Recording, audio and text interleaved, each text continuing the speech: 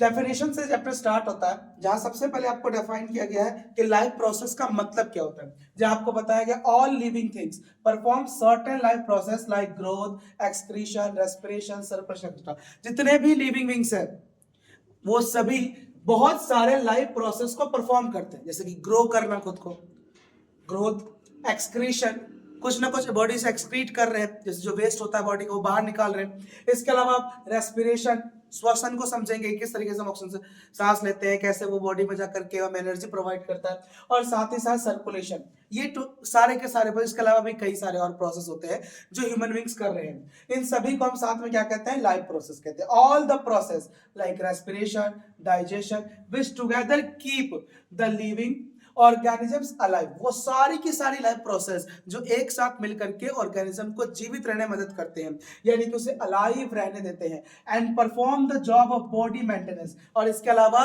Body को maintain करने के लिए जितनी भी जरूरत की चीजें हैं, यानी बॉडी से चलती रहे, उसे किसी प्रकार की कोई दिक्कत ना आए, वो सारे के सारे काम यहाँ पे करते हैं। इन सभी को हम साथ में क्या कहते हैं, लाइफ प्रोसेस कहते हैं। यानी लाइफ प्रोसेस की डेफिनेशन क्या हुई, all the process like respiration, digestion, which together keep the living organisms alive and perform the job of body maintenance. वो सारी प्रक्रिया है जिसके जरिए ह्यूमन बींग्स जो है वो जीवित रहते हैं और अपने बॉडी के मेंटेनेंस के लिए जो भी जरूरत की चीजें हैं या जो भी फंक्शंस है उसको परफॉर्म करते हैं। इसको ही हम लोग यहाँ पर लाइफ प्रोसेस कहते हैं। लाइफ प्रोसेस में इस चैप्टर के अंदर हम मेनली 4 मेजर प्रोसेस के बारे में बात करने वाले हैं। इसमें से सबसे पहला होगा हमारे पास डाइजेशन, यानी कि पाचन, किस तरीके से भोजन पचता है। दूसरा पढ़ोगे रेस्पिरेशन, यानी श्वसन, जो हम सांस लेते हैं, इसके लिए पूरा हमारे पास रेस्पिरेटरी सिस्टम है, लंग्स है, उसको समझेंगे। फिर हमें समझना है सर्कुलेशन, यानी संवहन, कि किस तरीके से ब्लड वगैरह ट्रांसपोर्ट किया जाता है। और लास्ट में आप इसमें पढ़ने वाले हैं एक्सक्रीशन के बारे में, यानी उत्सर्जन, की बॉडी का जो भी वेस्ट है उसे बॉडी से बाहर कैसे निकाला जाता है, किस तरीके से सारे प्रोसेस होते हैं। एक एक करके इन चारों प्रोसेस को समझेंगे। जब आप डाइजेशन को पढ़ने जाते हैं तो डाइजेशन में आपको सबसे पहली चीज जो समझनी है वो है आपके पास, दैट इज न्यूट्रिशन। न्यूट्रिशन का मतलब क्या होता है, nutrition means the whole process by which organism obtain its foods, वो सारी प्रक्रिया जिसके जरिए कोई भी जीव अपना भोजन प्राप्त करता हो उसको ही हम लोग न्यूट्रिशन कहते हैं। यानी न्यूट्रिशन का मतलब क्या हुआ, वो सारी की सारी प्रक्रिया जिसके जरिए जितने भी ऑर्गेनिजम्स होते हैं वो अपना भोजन, अपना पोषक तत्व जैसे कार्बोहाइड्रेट है, फैट है, प्रोटीन, विटामिन, मिनरल्स, रफेज है, उन सभी चीजों को प्राप्त करते हैं।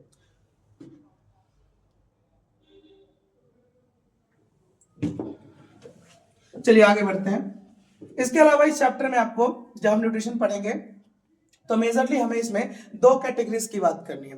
एक तो हम इसमें पढ़ने वाले हैं इसमें न्यूट्रिशन में न्यूट्रिशन इन प्लांट्स के बारे में, और दूसरा पढ़ेंगे हम न्यूट्रिशन इन एनिमल्स, यानी पौधों में किस तरह का न्यूट्रिशन होता है वो भी देखेंगे, एनिमल्स में कैसे होता है वो भी समझेंगे। जब हम प्लांट्स की बात करते हैं तो देखिए प्लांट्स जो होते हैं वो सब के सब ऑटोट्रॉफ्स होते हैं, और एनिमल्स जो होते हैं वो ज्यादातर कैसे होते हैं, हेट्रोट्रॉफ्स होते हैं। मीन्स ऑटोट्रॉफ का मतलब क्या हुआ और हेटेरोट्रॉफ का मतलब क्या हुआ। ऑटोट्रॉफ मींस ऑटोट्रॉफ, यानी ऑटो मतलब सेल्फ, ट्रॉफ मतलब न्यूट्रिशन लेना, यानी जो खुद से अपना न्यूट्रिशन ले लेता हो उसे क्या कहना है आपको, ऑटोट्रॉफ कहना है। और जो अपना न्यूट्रिशन खुद से ना ले सके, यानी डिपेंड होना चाहिए किसी और पे, उसी को हम क्या कहते हैं, हेटेरोट्रॉफ कहते हैं। दैट मींस कि पौधे जो होते हैं वो अपना न्यूट्रिशन खुद ले सकते हैं, इसलिए उन्हें हम ऑटोट्रॉफ्स कहते हैं। और एनिमल जो होते हैं वो अपना न्यूट्रिशन खुद नहीं ले सकते, इसलिए उन्हें हम हेटेरोट्रॉफ्स कहते हैं। डेफिनेशन भी दे रखा है, autotroph means can make their own food, जो अपना भोजन खुद बना सकते हैं। हेटेरोट्रॉफ्स का मतलब डिपेंड ऑन प्लांट्स और other animals for their food, या तो वो पौधों पर निर्भर करते हैं या फिर वो किसी दूसरे जानवर पर अपने भोजन के लिए निर्भर करते हैं। दैट मीन्स कि अगर हम न्यूट्रिशनल एनिमल्स की बात करें तो हेटेरोट्रॉफ्स का मतलब यह है कि हेटेरोट्रॉफ मींस वो जानवर या वो ऑर्गेनिज्म जो भोजन के लिए या तो पौधों पर निर्भर होता हो, जो अपना भोजन बना लेते हैं उनसे भोजन लेके हम कर ले, या तो अगर आप पौधे को नहीं खा सकते तो किसी दूसरे एनिमल को आप खा रहे होंगे, यानी आप दूसरे एनिमल्स पर निर्भर करेंगे। चलिए इस चैप्टर में आगे देखते हैं और क्या है। नेक्स्ट आपको यहाँ पे समझना है मोड ऑफ न्यूट्रिशन के बारे में, कि आखिर न्यूट्रिशन को प्राप्त करने के तरीके क्या क्या हैं। तो हमारे पास यहाँ पर मोड ऑफ न्यूट्रिशन 2 है, अभी पीछे आपने देख लिया है, ऑटोट्रॉफिक और हेटेरोट्रॉफिक। सर पीछे तो ऑटोट्रॉफ पढ़ा था, यहाँ ऑटोट्रॉफिक है। ऑटोट्रॉफिक प्रोसेस के थ्रू जो ऑर्गेनिज्म अपना न्यूट्रिशन लेते हैं उसको ही ऑटोट्रॉफ कहते हैं, और हेटेरोट्रॉफिक के जरिए जो भी ऑर्गेनिज्म अपना न्यूट्रिशन लेते हैं उन्हें हम हेटेरोट्रॉफ्स कहते हैं। दोनों का मतलब क्या होता है, तो ऑटोट्रॉफ कहता है autotrophic kind of nutrition kind of nutrition in which inorganic materials like CO2, water, etc. are utilized to prepare organic food by the process of photosynthesis. ये एक इस प्रकार का न्यूट्रिशन का तरीका ऑटोट्रॉपिक जिसमें CO2 को, वाटर को, जो कि कैसे सब्सटेंस होते हैं, इनऑर्गेनिक होते हैं, इनकी मदद से भोजन बनाने का काम किया जाता है। और ये पौधे करते होंगे, तो पौधे किस प्रोसेस के थ्रू करते हैं इस काम को, फोटोसिंथेसिस के थ्रू इस काम को करते हैं। यानी पौधे अपना भोजन CO2 और वाटर की मदद से फोटोसिंथेसिस प्रोसेस के थ्रू अपना भोजन बनाते हैं। इसी को हम लोग ऑटोट्रॉफिक कहते हैं। इसका बेटर एग्जांपल क्या है, ग्रीन प्लांट, सारे हरे पौधे। अभी देखेंगे डिटेल में कि ये फोटोसिंथेसिस होता क्या, कैसे काम करता है।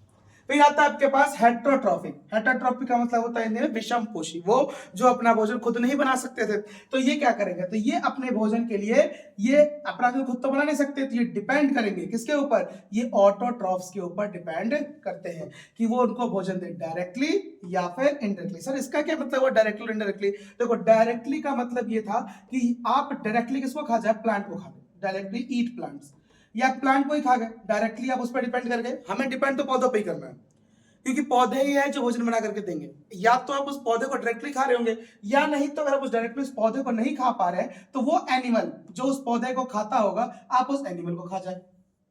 तो इस कैटेगरी को हम कहते हैं इनडायरेक्ट। जैसे एग्जांपल के लिए अगर गोट है, बकरी है, बकरी जो है वो घास खा गई, आप घास नहीं खा रहे थे, ठीक है, आप बकरी खा जाइए। यानी अगर आप किसी और पर, किसी ऐसे एनिमल पर डिपेंड कर रहे हैं जो उस प्लांट को खा करके न्यूट्रिशन लेता हो, फिर उस एनिमल को खा करके अगर आपको न्यूट्रिशन मिल जाए, तो यानी आपको उस एनिमल से नहीं मिला न्यूट्रिशन, आप इनडायरेक्टली उस एनिमल के थ्रू भी डिपेंड किस पे थे, आप डिपेंड थे उसी प्लांट पर। दैट मीन्स कि आप प्लांट्स पर डायरेक्टली भी डिपेंड हो सकते हैं और इनडायरेक्टली भी हो सकते हैं। इसके अलावा इसके बाद आगे आपको यहां पर दे रखा है, यहां पर आपके पास अब डिटेल में हमें समझना है ऑटोट्रॉफिक न्यूट्रिशन को। ऑटोट्रॉफिक न्यूट्रिशन होता क्या है, देखिए ऑटोट्रॉफिक न्यूट्रिशन की हमारे पास यहाँ पर डेफिनेशन है। सबसे पहले तो ऑटोट्रॉफिक न्यूट्रिशन का मतलब the organism which carry out autotrophic nutrition are called autotrophic. मैंने बताया था ना आपको, वो सभी ऑर्गेनिजम्स जो अपना भोजन खुद बनाते हो, यानी ऑटोट्रॉफिक के तरीके से बनाते हो, उनको ही क्या कहते हैं, आप ऑटोट्रॉफ्स कहते हैं। ऑटोट्रॉफ्स करते क्या है, तो वो सिंपल इनऑर्गेनिक मटेरियल जो भी आपने पढ़ा था, जिसमें हमने कहा था कि यहाँ पे आपका CO2 होता है, H2O होता है, तो इस इनऑर्गेनिक मटेरियल को यूज करते हैं, और यूज करने के बाद उसे कन्वर्ट कर लेते हैं कॉम्प्लेक्स हाई एनर्जी मॉलिक्यूल्स, जिसको हम लोग यहाँ पर कार्बोहाइड्रेट्स भी कहते हैं, जिसकी मदद से उन्हें जो है वो न्यूट्रिशन मिल जाता है। अब ये होता कैसे है, तो इस चीज को किया जाता है by the process of photosynthesis, प्रकाश संश्लेषण के जरिए करते हैं। ये प्रोसेस होती क्या है, चलिए रिवाइज करते हैं।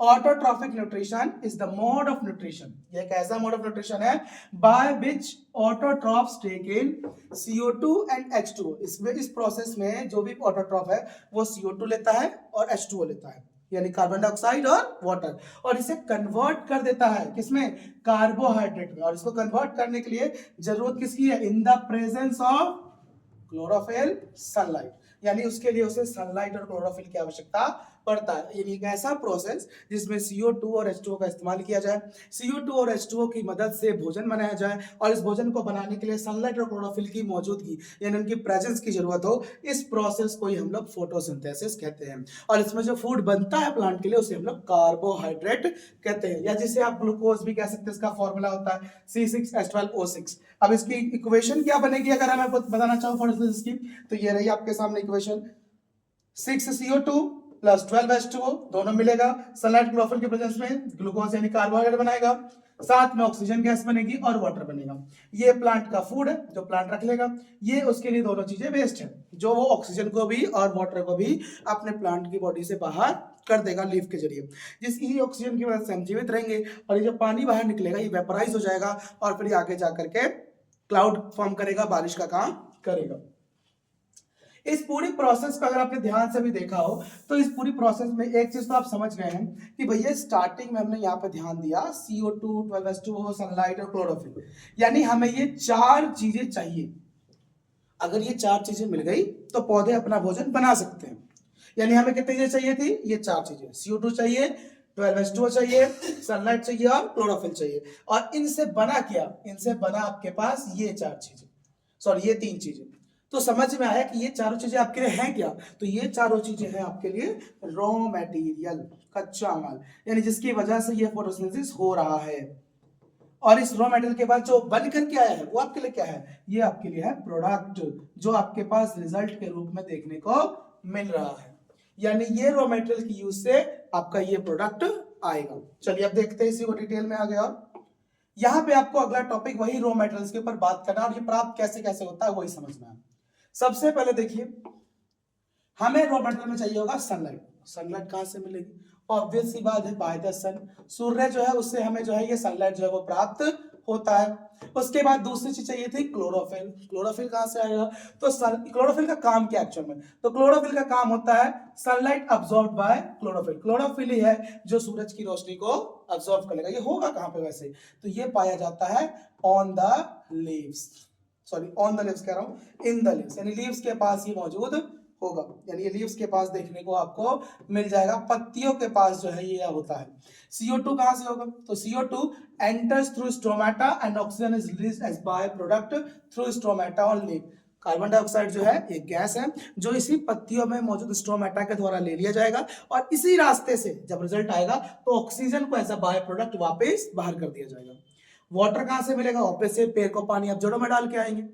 तो पानी कहां से मिला? तो पानी और इसके अलावा जो भी डिसॉल्व मिनरल्स चाहिए थे, जैसे कि पौधों को कभी कभी नाइट्रोजन चाहिए, फास्फोरस चाहिए और भी दूसरे पोटेशियम चाहिए, सोडियम चाहिए, तो वो सब कहां से मिलेगा? तो ये सब पत्तियां, जो पौधा होता है वो अपनी जड़ों के माध्यम से, रूट्स के माध्यम से मिट्टी से ले लेता है। यानी कि मिट्टी में से पानी और मिनरल्स मिल गए।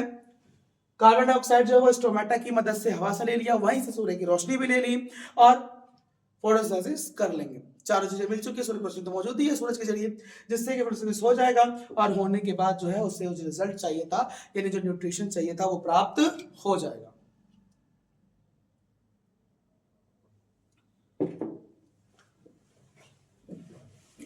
चलिए अगला पॉइंट है आपके पास साइट ऑफ फोटोसिंथेसिस, यानी जो न्यूट्रिशन होता है ये किस जगह पे होगा। यानी जो फोटोसिंथेसिस का प्रोसेस पढ़ रहे हो, ये फोटोसिंथेसिस आखिर प्लांट में होगा कहां पर?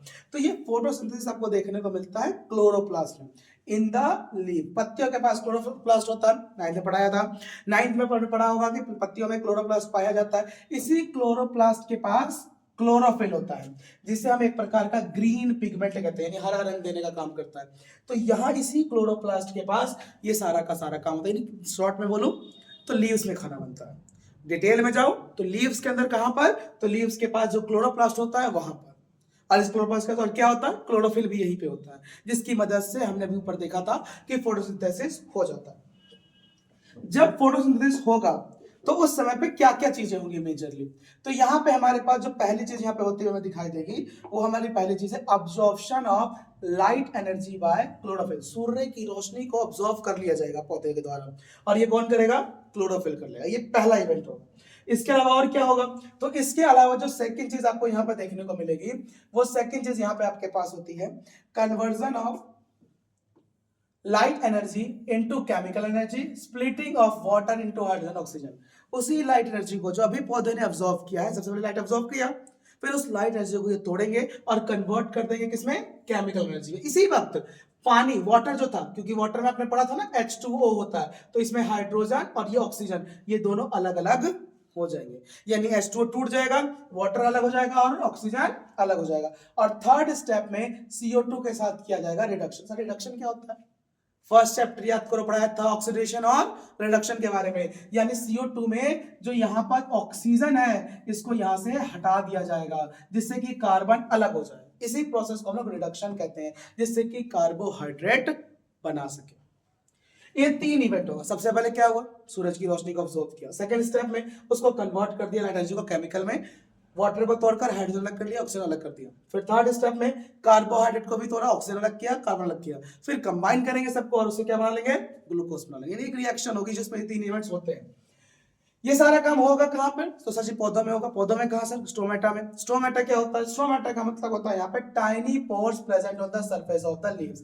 पत्तियों पे ये पोर जैसा प्रेजेंट होता है, यानी छोटे छोटे छिद्र होते हैं जिससे हम लोग स्टोमेटा कहते हैं। इसी स्टोमेटा के पास आप देख सकते हो इसका वो स्ट्रक्चर है यहाँ पर, ये बीच वाला हिस्सा जो है ये आपके पास, इसे हम लोग स्टोमेटल पोर कहते हैं। इसके साइड में जो दिख रहा है ये बड़ा वाला जो शेल बन रहा था, ये बड़ा वाला शेल आपके पास गार्ड शेल होते हैं, और इसमें छोटे छोटे डॉट दिख रहे होंगे पीले पीले, ये यहाँ यहाँ, इन्हें हम लोग क्लोरोप्लास्ट कहते हैं। तो ये जो मेजर बीच में जो है ना स्टोमेटल पोर, ये करता है कि ये खुलता है बंद होता है, खुलता है बंद होता है। जब ये खुलता है उसी वक्त सूर्य की रोशनी इसके रास्ते अंदर जाएगी, कार्बन डाइऑक्साइड जाएगा, और यहाँ अंदर से ऑक्सीजन और वाटर जो है वो बाहर आ जाएगा, फिर वो चीज अंदर प्रोसेस करेगी और प्रोसेस करके काम होगा। यानी स्टोमेटल पोर का काम क्या हुआ, तो पहला तो काम है गैसेस को एक्सचेंज करना, यानी O2 और CO2 को ये एक्सचेंज यहीं से करता है। दूसरा काम, ये बहुत अधिक मात्रा में पानी को भी लूज करेगा। देखो होता क्या है एक्चुअल में, अपने इसके बारे में नहीं पढ़ा था कि जो पत्ती जो पेड़ होता है उसमें जो जड़ें हैं, रूट्स, ये रूट्स नीचे से पानी को ऑब्जॉर्व कर सकते हैं, वो करते भी हैं, और ये यूनिट डायरेक्शनल ग्रोथ होता है, यानी सारा पानी ऑब्जॉर्व जो कर रहे हो मिनरल्स वो पत्तियों तक लेके आ जाएंगे, लेकिन वापस लेके नहीं जा सकते जी। तो अब होता क्या है कि जो पानी चाहिए पत्तियों को तो यूज हो गया, जो बच जाता है वो एक्सेस वाटर सारा का सारा भाप के रूप में बॉडी से बाहर, यानी प्लांट की बॉडी से बाहर निकाल दिया जाता है, जो यही स्टोमेटा से हो जाता है, और इस प्रोसेस को हम लोग ट्रांसपिरेशन भी कहते हैं। ठीक है, चलिए इसके बाद आगे, ये तो था आपके पास पूरा ऑटोट्रॉफ के बारे में। अगला है आपके पास हेटेरोट्रॉफिक न्यूट्रिशन। जब आप हेटेरोट्रॉफिक न्यूट्रिशन की बात करते हैं जी, अब हेटेरोट्रॉफिक न्यूट्रिशन की आप जब बात करेंगे, इस हेटेरोट्रॉफिक न्यूट्रिशन में आपके पास मेजरली 3 प्रकार के न्यूट्रिशन आते हैं। एक है होलोजोइक, एक है सैप्रोफिटिक, और तीसरा है आपके पास पैरासिटिक। याद करो, कुछ कुछ याद आ रहा है ना? हाँ, जो पहले पढ़ रखा है उसी को रिपीट करते हैं। 600 में देखा है क्या पढ़ा था सर? सैप्रोफिटिक पढ़ा था। ये क्या कहता है? ये कहता है हमें डेड और डिकेइंग मत रखा हुआ, जो सड़ा गला होगा उसके ऊपर जीवित रहूंगा। तो ऑर्गेनिजम्स दूसरों पे डिपेंड तो कर रहे हैं, और इस बेसिस पर 3 कैटेगरी में बांटा आपने, होलोजोइक, सैप्रोफिटिक, पैरासाइट। सैप्रोफिटिक कहता है कि वो ऑर्गेनिज्म जो सड़े गले पदार्थ, डेड और डिकेइंग चीजों का जीवित रह जाएगा, जैसे कि फंगाई, ये डेड और डिकेइंग पे ही होता है। दूसरा आता है आपके पास पैरासिटिक। पैरासिटिक कहता है कि मैं किसी दूसरे ऑर्गेनिज्म के ऊपर रहूंगा और उससे न्यूट्रिशन लेता रहूंगा, या तो उस ऑर्गेनिज्म के अंदर जिंदा रहूंगा या उस ऑर्गेनिज्म के बाहर जिंदा रहूंगा, एज अ होस्ट। और उस अदर ऑर्गेनिज्म को क्या कहेंगे यहाँ पे? होस्ट कहेंगे, और होस्ट के रूप में उस पर जिंदा रहेगा और उससे क्या लेता रहेगा? न्यूट्रिशन लेता रहेगा। यानी ये प्लांट खुद होस्ट नहीं बना, मतलब दूसरे प्लांट को होस्ट बना देता है और खुद उस पर रहेगा, और उससे वहां पर रह करके उस दूसरे प्लांट से जो क्या करेगा? न्यूट्रिशन लेता रहेगा। जैसे कि कसकटा हो गया, जैसे प्लांट पैरासाइट कहते हैं, टिक्स हो गया, लीच हो गया, ये सब इसी तरीके से जीवित रहते हैं। हमारे बिल्कुल कसकटा याद आ रहा है, 7th क्लास में पढ़ा था। पैरासिटिक होते हैं वो दूसरों पर डिपेंड करते हैं, पूरा अपने जड़ों को दूसरे पर ले जाते हैं, फिर दूसरे प्लांट से न्यूट्रिशन लेते रहते हैं, यानी ये उसी की बात कर रहे हैं। यानी हेटेरोट्रॉफिक में 2 कैटेगरी पढ़ लिया आपने अभी तक, सैप्रोफिटिक और पैरासिटिक। सैप्रोफिटिक क्या कह रहा है कि हम सड़े गले पदार्थों में रहेंगे, डेड और डिकेइंग पे। पैरासिटिक क्या कह रहा है कि भैया हम सड़े गलों पे नहीं, बल्कि हम क्या करेंगे? दूसरे प्लांट पे रह करके उससे सारे न्यूट्रिशन लेते रहेंगे। होलोजोइक क्या कह रहा है? होलोजोइक कहता है कि भैया मैं जो है वो सॉलिड फूड के रूप में लूंगा भोजन, और उसे ब्रेक डाउन करूंगा अपनी बॉडी के अंदर, यानी मैं दूसरे पौधों पे या जिससे डिपेंड कर रहा हूं मैं, उससे भोजन सॉलिड रूप में ले लूंगा, फिर मेरी बॉडी उसे तोड़ेगी और उसे न्यूट्रिशन लेती होगी। इसमें हम सभी एनिमल्स आते हैं, अमीबा आता है, वो सब होलोजोइक कैटेगरी के होते हैं। चलिए इसके बाद अगला आता है आपके पास कि ऑर्गेनिज्म आखिर खुद को फीड करते कैसे हैं। तो हमारे पास जो यहाँ पे हम सबसे पहले पढ़ने वाले हैं वो आता है यूनिसेलुलर ऑर्गेनिजम्स के बारे में, या जिससे आप लोग सिंगल सेल्ड ऑर्गेनिज्म भी कहते हैं, जिसके एक ही सेल है, या यूनिसेलुलर जिसे आप कहते हो। ये कैसे करते हैं अपना भोजन? तो इसमें हम देखेंगे कि ये भोजन को लेने के लिए अपने ही बॉडी सरफेस का इस्तेमाल करते हैं, यानी इनकी बॉडी के सरफेस के थ्रू खुद ही भोजन ले लिया जाएगा और उसे यूज कर लेंगे। इसमें हमारे पास अमीबा आता है और इसी में हमारे पास पैरामीशियम आता है। इन दोनों के बारे में देखना है आपको, हालांकि डिटेल में आपके पास सिर्फ अमीबा को पढ़ना है, पैरामीशियम को आपको नहीं देखना है। देखिए अमीबा किस तरीके से न्यूट्रिशन ले रहा है, तो अमीबा भैया कुछ इस प्रकार से न्यूट्रिशन लेता है। इसमें मेजरली आपको क्या ध्यान रखना है, एक तो डायग्राम आपकी बुक में भी है, वहां से इसको याद रख लीजिए कि क्या है। मेजरली आपको ये देखना है कि जहां भी कोई फूड पार्टिकल, जैसे यहाँ पे फूड पार्टिकल है ना, तो अमीबा क्या करेगा? उसके पास जाएगा, और पास जाने के बाद इंजेक्शन प्रोसेस करने के लिए क्या करेगा? ये उसको चारों तरफ से घेरेगा इस तरीके से। इस तरीके को घेरने को ही वो प्सुडोपोडियम, यानी स्यूडोपोडियम भी कहते हैं इसे, या फिर इसे आप लोग फॉल्स फीट के नाम से भी जानते हैं। इसे हम लोग यहाँ पे फॉल्स फीट भी कहते हैं, यानी नकली पैर, इस तरह का पाथ बनाता है वो, और उस भोजन को अपने आप में कैरी कर लेगा। फिर अगला स्टेप करता है क्या, वो डाइजेशन। डाइजेशन मतलब क्या कि अब यहाँ पे वो अपने खास एंजाइम्स निकालना स्टार्ट करेगा, जिससे उस पूरे भोजन को पचाएगा। पचाने के बाद फूड वैक्यूल में उस भोजन का वेस्ट इकट्ठा हो जाएगा, एनर्जी को स्टोर कर लेगा वो, और फिर वो आगे बढ़ जाएगा, जो वेस्ट होगा उसको वो बाहर छोड़ देगा, और इस तरीके से उसे वो न्यूट्रिशन मिल जाएगा। इस पूरी प्रोसेस को अमीबा करता है। और पैरामीशियम के पास क्या होता है, पैरामीशियम का यह स्ट्रक्चर नहीं, बस इतना याद रखना है। पैरामीशियम आपने पढ़ा होगा या सुना होगा इससे पहले के समय में भी, कि पैरामीशियम जो ऑर्गेनिज्म होता है कुछ इस प्रकार का हमें देखने को मिलता है। अलग भी शेप हो सकती है। नॉर्मली क्या होता है, उसकी बॉडी पे इस तरीके से फिंगर जैसी ग्रोथ होती है। इस फिंगर जैसी ग्रोथ को हम लोग सीलिया कहते हैं। क्या कहते हैं, सीलिया कहते हैं। अब ये सीलिया करता क्या है, ये सीलिया उसे भोजन के पास तक जाने में, उसे कैप्चर करने में, ट्रैप करने में मदद करता है। तो पैरामीशियम क्या करता है, पैरामीशियम अपने लिए न्यूट्रिशन लेने के लिए उस स्पेसिफिक स्पॉट को ढूंढता है जहां उसे भोजन मिले। फिर सीलिया, इसका मतलब होता है small hair present all over the body, यानी उसकी पूरी बॉडी पे ऐसे हेयर होते हैं जिसमें दिखाया आपको, इसी की मदद से वो न्यूट्रिशन ले लेता है। अब हमें इस चैप्टर का मेजर पार्ट जो हमें समझना है, यानी न्यूट्रिशन इन ह्यूमन बीइंग्स, जो कि हेटेरोट्रॉफ्स का मेजर पार्ट है। तो देखो जी, न्यूट्रिशन इन ह्यूमन बीइंग्स में टोटल ये 5 स्टेप्स होते हैं, यानी जितने भी ह्यूमन बीइंग्स हैं वो न्यूट्रिशन के लिए इन्हीं 5 स्टेप्स का इस्तेमाल करते होंगे।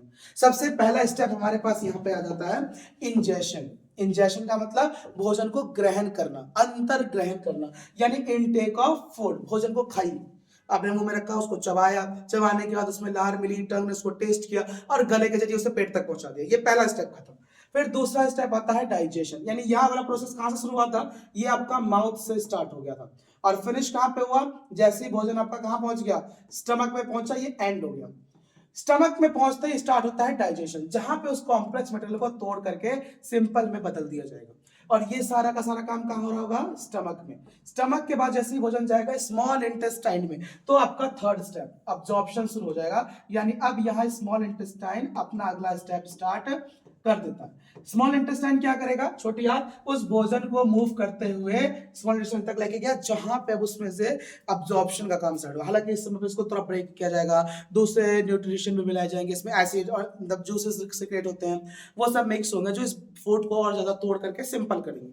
फिर आपके पास आ जाता है एसिमिलेशन का स्टेप। इस स्टेप में भोजन में से जितने भी न्यूट्रिशन हो सकते हैं सब यूटिलाइज कर लिया जाएगा, जो कि खासली स्मॉल इंटेस्टाइन या फिर आपके पास लार्ज इंटेस्टाइन में देखने को मिल जाता है। और फिर उसके बाद सारा का सारा वेस्ट प्रोडक्ट बॉडी से बाहर कर देंगे, जिस प्रोसेस को हम लोग इंजेशन कहते हैं। भोजन को खाया, इंजेशन, पेट पे पहुंचा, उसको पचा रहे हैं, डाइजेशन, उसका स्मॉल इंटेस्टाइन में लेके गए, वहां उसको और थोड़ा ब्रेक किया, उसमें से न्यूट्रिशन लेने की कोशिश करी, अब्जॉर्प्शन, फिर उससे आगे बढ़े एसिमिलेशन, भोजन को आगे ले जाओ जहां यूटिलाइजेशन और होगा उसका। फिर उसके बाद आखिरी स्टेप आता है इजेशन, और इजेशन कहता है कि जो भी बॉडी का वेस्ट था उसे बॉडी से बाहर निकाल दो। तो टोटल आपके पास ये 5 टाइप के प्रोसेस होते हैं।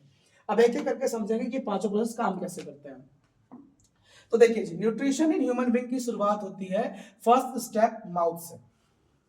सबसे पहला स्टेप आपके पास यहां पर आता है माउथ।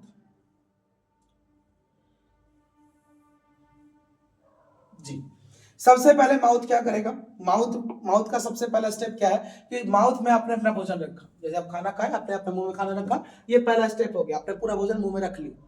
मुंह में रखते ही फिर काम स्टार्ट करता है टीथ, यानी दांत। आपको पता है 4 प्रकार के दांत होते हैं, इंसियर, कैनाइन, मोलर, प्रीमोलर। टीथ कौन कौन से होते हैं मैं लिख ही देता हूं। पहला होता है आपके पास इंसियर, दूसरा है आपके पास कैनाइन, तीसरा है आपके पास मोलर, और फिर आता है आपके पास प्रीमोलर। और ये चारों दांत क्या करेंगे, उस खाने को तोड़ेंगे, ग्राइंड करेंगे, चबाएंगे, यानी chewing and grinding of food यहाँ पे हो। फिर खाना, जैसे ही दांत का काम खत्म होगा टंग का काम स्टार्ट, यानी अब आपकी जीवा काम करेगी, जीव काम करेगा। ये पहले तो खाने को रोल करेगा, उसका टेस्ट बताएगा, खाने को स्वेलो यानी निगलना, नीचे की तरफ उतारना गले से, ये काम भी यही करके देगा। इसके अलावा इसी टंग के नीचे आपके पास एक ग्रंथि होती है, ग्लैंड होता है, सलिवरी ग्लैंड, जो कि सलाइवा को और म्यूकस को सिक्रेट करते हैं। अब ये सलाइवा करता है कि आपके भोजन में जो स्टार्च है, यानी जो कार्ब्स आपने खाया, कार्बोहाइड्रेट जो है, ये उसको सलिवरी एमाइलेज, जो सलाइवा का जूस है, उससे शुगर में बदल देता है। इसलिए खाना जब ज्यादा देर तक चबाओगे तो मीठा मीठा टेस्ट करने लगता है। क्यों? क्योंकि वो स्टार्च किससे बदलने लगता है, शुगर में बदलना शुरू हो जाता है, जो कि स्टार्च से सिंपल फॉर्म होता है। तो ये हो गया आपका पहला पूरा इंजेशन स्टेप। खाना आपने मुंह में रखा, दांत पे उसको तोड़ा, ग्राइंड किया, टंग ने उसको रोल किया, मतलब लपेटा ताकि उसको नीचे निकला जा सके, टेस्ट किया, उसको नीचे तक धकेला, और उसी बीच में आपके ग्लैंड ने क्या किया, उसमें सलाइवा और यूरिक, सलाइवा मतलब वही लार जो निकल रही है आपके मुंह से, उसे मिक्स किया खाने में, जिसने स्टार्च को किसमें बदल दिया, शुगर में बदल दिया। चलिए इसके बाद आप नेक्स्ट प्रोसेस पे पहुंचते हैं, सेकंड। अब खाना आपके पास कहाँ आ चुका है, फूड पाइप में। इस ईसोफेगस को हम लोग यहाँ पर फूड पाइप भी कहते हैं, ईसोफेगस को हम लोग यहाँ पर फूड पाइप भी कह सकते हैं। हालांकि आप ईसोफेगस याद रखें, ज्यादा अच्छा नाम। तो जैसे ही खाना अब स्टमक में पहुंचता है, मतलब यहाँ माउथ से नीचे उतरेगा, अब ये ट्यूब यहाँ से होते हुए नीचे स्टमक तक जा रही है। अगर सीधा खाने को यहाँ से नीचे पहुंचा है, तो वो सीधा खाना जब नीचे जाएगा तो बड़ी तेज से आकर नीचे गिरेगा।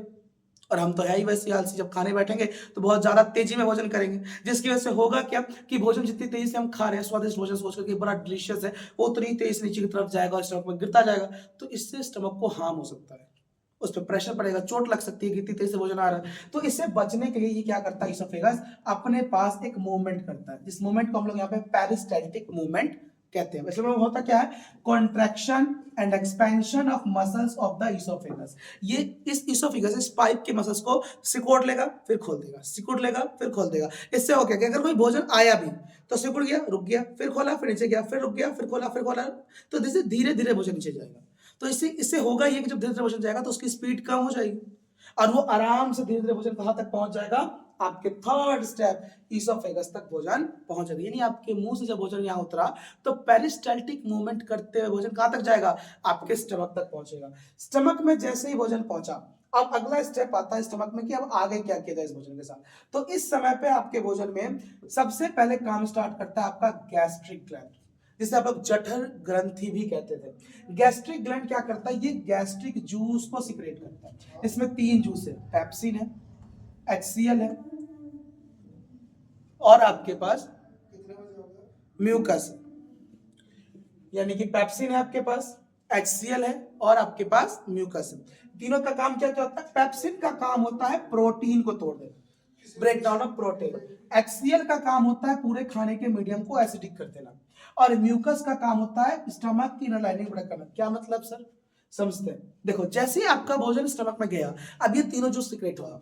पेप्सिन जो है उसका काम क्या है, फूड के प्रोटीन को तोड़ना, लेकिन पेप्सिन की एक जिद है सर, कैसे जिद, वो कहता है कि मैं जब तक काम नहीं करूंगा जब तक मुझे मीडियम एसिडिक नहीं मिलता। यानी ये कह रहा है कि मेरा काम करने का अंदाज ये है कि भाई पहले जहां मुझे काम करवा रहे हो वहां सब कुछ एसिडिक कर दो, तो ही मैं एक्टिव हो सकता हूं। तो इसके एसिडिक होने के चक्कर में प्रोटीन को तोड़ने के लिए इसको एसिडिक मीडियम चाहिए, तो उस एसिडिक मीडियम को बनाएगा कौन, HCl। सर HCl इतना खतरनाक एसिड, हाँ जी HCl ही आता है। और ये एसिड करता है क्या, पूरे फूड को, यानी जो भोजन है उस पूरे भोजन के मीडियम को एसिडिक कर देगा। क्या इसका सिर्फ यही काम है, नहीं, एक और काम है। जब आप कभी खाना खा रहे हो तो अक्सर हम तो वीर बहादुर हैं, हम हाथ थोड़ी धो के खाना खाएंगे, तो कभी कभी कुछ ना कुछ जर्म्स भी नीचे जाएंगे। अब वो जर्म्स आपकी बॉडी को हार्म पहुंचा सकते हैं, तो अगर पॉसिबल है उसे किल करना, खत्म करना, तो ये क्या करेगा, HCl उन सभी जर्म्स को भी किल कर देगा। एसिड है ना, कर सकता है। और जैसे ये काम कर देगा, पूरा भोजन एसिडिक हो चुका है, जिसकी मदद से पेप्सिन ब्रेक डाउन करने लगेगा प्रोटीन को। इतना खतरनाक है तो फिर पेट को खराबी हो सकती है, उसकी स्किन जल सकती है, हाँ जी। तो इसके लिए थर्ड आया म्यूकस। ये क्या करता है, इस HCl के द्वारा स्टमक को कोई हानि ना पहुंचे, इसलिए उसके चारों तरफ एक इनर लाइनिंग यानी एक परत सी बना लेता है, जिससे कि हमारा स्टमक सेफ रहे और उससे इस एसिड की वजह से कोई प्रॉब्लम ना आए। चलिए इसके बाद नेक्स्ट स्टेप क्या आता है हमारे पास, जैसे ये गैस्ट्रिक जूसेस अपना काम कर लेंगे, कुल आपका खाना स्टमक में सब डाइजेशन कर रहा है, डाइजेशन करने के बाद वो आपका भोजन है वो पहुंच जाएगा आपके पास स्मॉल इंटेस्टाइन में। अब स्मॉल इंटेस्टाइन में आते ही यहाँ पे सबसे पहले काम स्टार्ट होता है इंटेस्टाइनल एंजाइम्स का, यानी इस इंटेस्टाइन के पास भी कुछ जूसेस हैं। ये करते क्या हम, तो पहले स्टेप में ये जो भी कार्बोहाइड्रेट था खाने में उसको तो ये ग्लूकोज में बदल देंगे, कार्बोहाइड्रेट को बदल दिया ग्लूकोज में। जो भी फैट था उसको फैटी एसिड और ग्लिसरॉल में तोड़ देंगे, जितना प्रोटीन है उसको अमीनो एसिड में कन्वर्ट करना स्टार्ट कर देंगे। इसी बीच आपके पास इसी स्टमक में, मतलब स्मॉल इंटेस्टाइन में आपके पास अगला ऑर्गन होता है जिसे कहते हैं विलाई। विलाई क्या होता है, फिंगर लाइक प्रोजेक्शन, यानी इस तरह का फिंगर जैसा प्रोजेक्शन होता है। जब भोजन आता है तो ये ऐसे एक्सपैंड करने लगता है। इसकी एक तरफ तो अंदर की वॉल है जहां पे भी आपका भोजन आया होगा, और दूसरी तरफ से जारी होती है ब्लड वेसल्स, यानी रक्त नलिका है, रक्त वाहिका है। तो यहाँ पे जो भोजन आया इसमें जो भी न्यूट्रिशन है वो यहीं से अब्जॉर्व करके उस ब्लड वेसल तक पहुंचा देंगे। एक तरह का फिल्टर टाइप यूनिट है, इधर से लिया और दूसरी तरफ ट्रांसफर कर दिया। तो ये करता क्या है, भोजन में जितनी भी चीजें उसे अब्जॉर्व करेगा और अब्जॉर्व करके उसे ब्लड के अंदर मिला देने का काम कर देता है। चलिए इसके बाद देखते हैं आगे क्या होगा। इसी बीच में आपके पास स्मॉल इंटेस्टाइन में एक और स्टेप होगा, यानी अभी तक स्मॉल इंटेस्टाइन में 3 चीजें होनी थी, 2 हो चुकी हैं। पहला स्टेप में क्या हुआ, पहले स्टेप में देखा हमने स्मॉल इंटेस्टाइन में कि मेजरली 3 चीज थी, कार्बोहाइड्रेट, फैट और प्रोटीन। कार्बोहाइड्रेट टूट गया आपका, किसमें टूट गया, जल्दी बोलो। कार्बोहाइड्रेट जो है आपके पास वो स्टार्च के रूप में यानी और सिंपल में हो गया। फिर दूसरा आपने क्या पढ़ा सर, दूसरा हमने पढ़ा फैट, ये किसमें था, फैटी एसिड और ग्लिसरॉल के अंदर। प्रोटीन किसमें गया, तो प्रोटीन आपका स्प्लिट हो गया अमीनो एसिड के अंदर। इसके बाद आपके पास दूसरा स्टेप पर आपने विलाई, विलाई ने क्या किया, फिंगर ऑपरेशन बनाया ताकि अब्जॉर्प्शन आसान हो जाए। फिर थर्ड आता है कुछ और सिक्रेशंस, यानी आपके इंटेस्टाइन में अब कुछ और जूसेस को आना है। खास करके यहाँ पे हमारे पास 3 चीजें काम कर रही होंगी। सबसे पहला इंटेस्टाइनल जूस, जो अभी हमने पहले पढ़ ही लिया था ऊपर अभी हमने। दूसरा लीवर, लीवर क्या करेगा, लीवर का यूज करता जाता है क्योंकि लीवर जो है वो बाइल जूस को सिक्रेट करेगा। सर लीवर, हाँ लीवर, लीवर के पास गॉल ब्लैडर था, गॉल ब्लैडर जो है वो बाइल जूस सिक्रेट करेगा। ये बाइल जूस क्या करेगा, बड़े बड़े फैट के ग्लोब्यूल्स को तोड़कर उसे छोटे फैट के ग्लोब्यूल्स में बदल देगा। और इसके अलावा पैनक्रियाज अपना पैनक्रिएटिक जूस भी सिक्रेट करेगा। इसमें 3 चीजें होंगी, ट्रिप्सिन, लाइपेज, एमाइलेज। अभी तीनों करेंगे क्या, ट्रिप्सिन भाई साहब कहेंगे प्रोटीन को भाई टूट और तू क्या बना, पेप्टोन्स बना। लाइपेज कहेगा फैट को कि तू फैटी एसिड और ग्लिसरॉल बना। एमाइलेज कहता है कार्बोहाइड्रेट को तू पच जा, तेरा काम हो गया यहाँ पे। यानी हमारी बॉडी में इस स्टेप तक पूरा कार्बोहाइड्रेट पच चुका है, यानी डाइजेस्ट हो चुका है, एनर्जी रिलीज हो जाएगी उससे। बचा कौन कौन है, सिर्फ प्रोटीन और फैट। लेकिन अब ये इतने सिंपल हो चुकी है, प्रोटीन का पेप्टोन हो गया, फैट का फैटी एसिड और ग्लिसरॉल बन चुका है। अब उससे भी एनर्जी ली जा सकती है। इसे अब क्या करेगा आपका विलाई, अब्सॉर्ब कर लेगा और ब्लड में मिला देगा, जिससे कि ब्लड के थ्रू ये पूरी बॉडी तक पहुंच सके।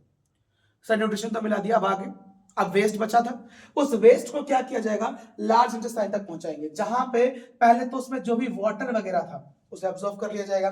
इसके अलावा जो भी रेस्ट मटेरियल बचा हुआ है उस सबको एनएस के थ्रू बॉडी से बाहर कर दिया जाएगा। ये भी एक नर्वस सिस्टम का पार्ट है कि जब आपके नर्व्स इसका सिग्नल देंगे कि यार it's time to remove this, तो उस समय पे ये रिमूव कर दिया जाएगा। नेक्स्ट आता है आपके पास इसका एक डायग्राम। आप कोई सा भी डायग्राम बना सकते हैं, वैसे एक फ्लो चार्ट बना होता है तो आप इस तरीके से फ्लो चार्ट बना सकते हैं, जिसमें आप देख सकते हैं कि सबसे ऊपर आपका यहाँ माउथ होता है, माउथ से भोजन का बक्कल कैविटी, जहाँ माउथ ही जो आपका टीथ वगैरह से बक्कल कैविटी कहते हैं। फिर यहाँ से नीचे उतरा ऑइसोफेगस, ऑइसोफेगस से और नीचे उतरेगा तो स्टमक में आ जाएगा, इसे स्टमक कह रहे हैं। स्टमक का भोजन आगे जा करके स्मॉल इंटेस्टाइन में पहुंच जाएगा, यहीं पर फिर आगे जाकर के गॉल ब्लैडर और लीवर जो है अपना जूस सिक्रेट करके मिला देंगे। फिर भोजन इस रास्ते से होता हुआ फिर आ जाएगा स्मॉल इंटेस्टाइन में, सॉरी लार्ज इंटेस्टाइन में, यहाँ से इसे होते हुए जो है रेक्टम के पास, और रेक्टम के बाद फिर एनएस के थ्रू से बॉडी से बाहर निकाल दिया जाएगा। हम जो डाइजेस्टिव सिस्टम पढ़ रहे थे इसके अंदर मेजरली 2 चीजें थी, एलिमेंट्री कैनाल और डाइजेस्टिव ग्लैंड्स। हमारे पास पूरा ये सिस्टम जो आपने वहां माउथ से देखा एनएस तक, ये एलिमेंट्री कैनाल था। हमारे पास जो डाइजेस्टिव ग्लैंड्स होते हैं उसमें मेजरली हमारे पास 3 है। एक सैलिवरी ग्लैंड जो माउथ टंग के नीचे है, इसने क्या कहता है, सलाइवा को, हाँ सलाइवा को यानी स्टार्च को शुगर में बदल दिया था।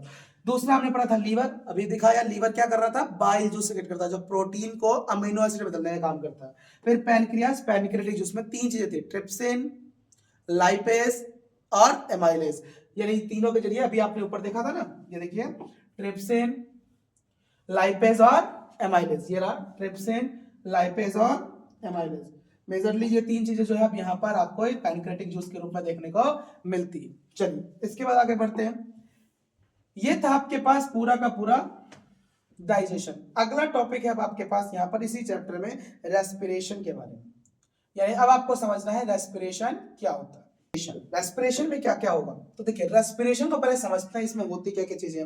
हम ये मान लेते हैं सर कि रेस्पिरेशन का मतलब क्या है, सर सांस लेना, यही तो होता होगा रेस्पिरेशन, यानी हम ऑक्सीजन को इनहेल करेंगे, कार्बन डाइऑक्साइड को रिलीज करेंगे, हो गया रेस्पिरेशन। लेकिन नहीं, जिस चीज को आप रेस्पिरेशन समझ रहे हैं एक्चुअली वो है क्या आपके पास, ब्रीथिंग। ब्रीथिंग का मतलब क्या, gaseous exchange, intake of oxygen from the atmosphere and release of CO2। इस वातावरण से ऑक्सीजन को ले लीजिए और वहीं पे कार्बन डाइऑक्साइड को रिलीज कर दीजिए। इसी प्रोसेस को हम लोग क्या कहते हैं, ब्रीथिंग कहते हैं। यानी रेस्पिरेशन के अंदर नॉर्मली 2 प्रोसेस है। एक आपको ब्रीथिंग देखना था, जो बता दिया, ऑक्सीजन को लेना और कार्बन डाइऑक्साइड को रिलीज कर देना। सेकंड चीज आता है break down of simple food in order to release energy inside the cell. अब ये फूड को तोड़ करके उससे एनर्जी लेने का काम करेंगे। इस प्रोसेस को हम लोग कहते हैं सेलुलर रेस्पिरेशन।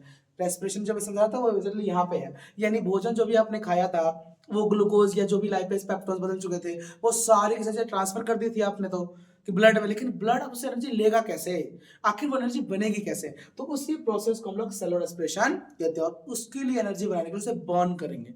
बर्न मतलब क्या, किसी चीज को चलने के लिए क्या चाहिए, ऑक्सीजन, यानी इस प्रोसेस के थ्रू ऑक्सीजन को सप्लाई किया जाएगा जिससे कि ऑक्सीजन रिएक्ट करके उसको एनर्जी रिलीज करने में हेल्प करेगा। इस प्रोसेस में सबसे पहला पॉइंट जो आपको समझना है, देखो जो बोतल आपने क्या ना उससे जैसे आप एनर्जी कह रहे हो जो बॉडी को मिला था एक्चुअली ग्लूकोज ही होता है, जिसे आप लोग C6H12O6 कहते हैं। इसमें कार्बन 6 होता है, इससे 6 कार्बन का शुगर भी से कहा जाता है।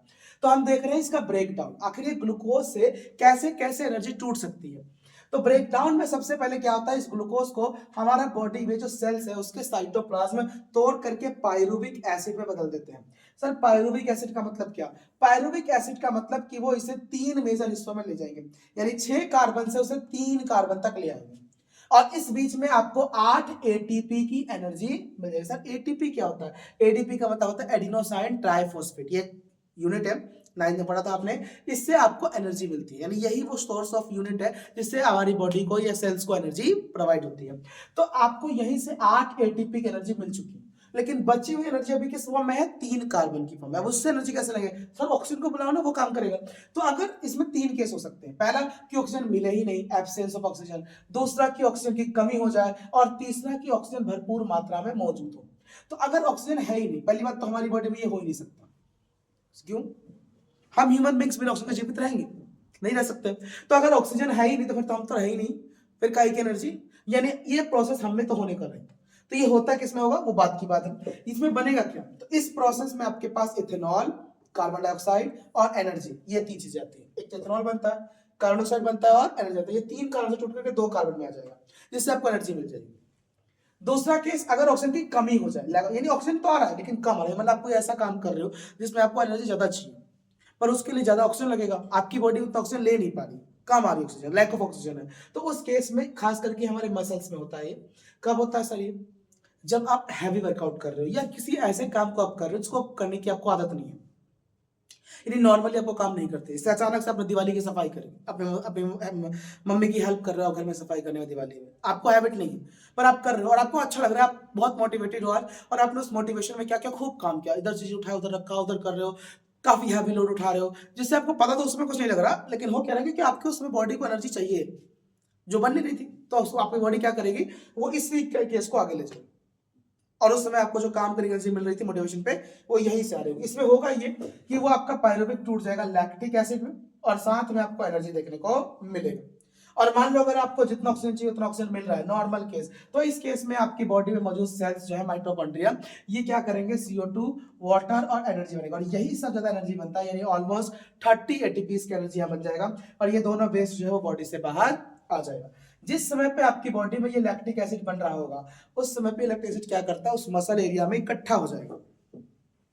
जैसे मान लो अगर मैंने बहुत वर्कआउट किया तो मेरे इस मसल्स में यहाँ पे क्या होगा, ये लैक्टिक एसिड इकट्ठा होने लग जाएगा और बाद में ये लैक्टिक एसिड जो है क्या करेगा, क्रैम्प्स लेकर आएगा, यानी दर्द होगा। अब इससे बचे कैसे, आगे भी आगे देखोगे। नॉर्मली करते क्या इस केसेस में, जब क्रैम्प्स आने लगे तो आपको ल्यूक वार्म वाटर यानी हल्का गर्म पानी से वॉश करना होगा इसे या नहाना होगा, जिसकी वजह से क्या होगा, धीरे धीरे लैक्टिक एसिड जो है वो पिघलेगा, यानी वो वापस फ्लो करने लगेगा और जैसे ये हट जाएगा आपका ये जो पेन है वो काम हो जाएगा। चलिए अब रेस्पिरेशन के बारे में डिटेल में चलते हैं।